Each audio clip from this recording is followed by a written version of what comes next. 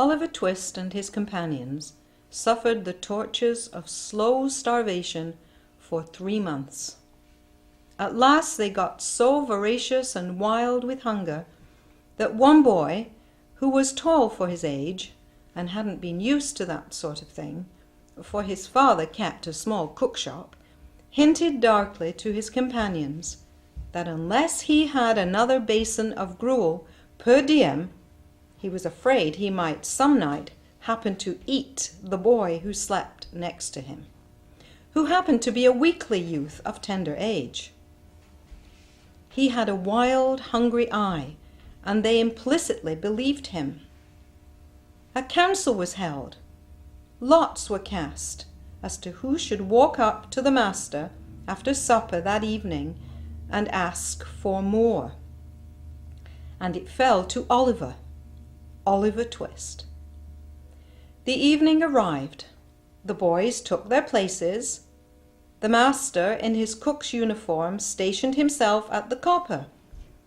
His pauper assistants ranged themselves behind him. The gruel was served out, and a long grace was said over the short commons. The gruel disappeared. The boys whispered to each other and winked at Oliver, while his next neighbor nudged him. Child as he was desperate with hunger and reckless with misery. He rose from the table and advanced to the master, basin and spoon in hand, and said, somewhat alarmed at his own temerity, "Please, sir, I want some more." The master aimed a blow at Oliver's head with the ladle, pinioned him in his arms, and shrieked aloud for the beadle. The board was sitting in a solemn conclave, when Mr. Bumble rushed into the room in great excitement, and addressing the gentleman in the high chair, said, "Mr. Limbkins, I beg your pardon, sir. Oliver Twist has asked for more." There was a great start. Horror was depicted on every countenance.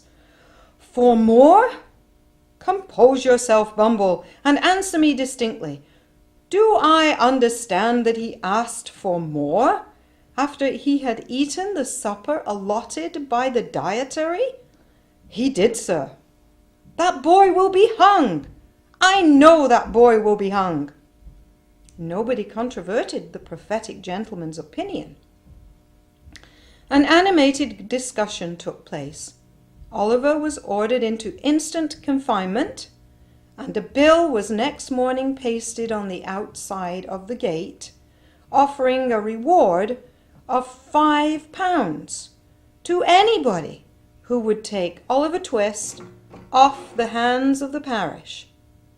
In other words, £5 and Oliver Twist were offered to any man or woman who wanted an apprentice to any trade, business, or calling.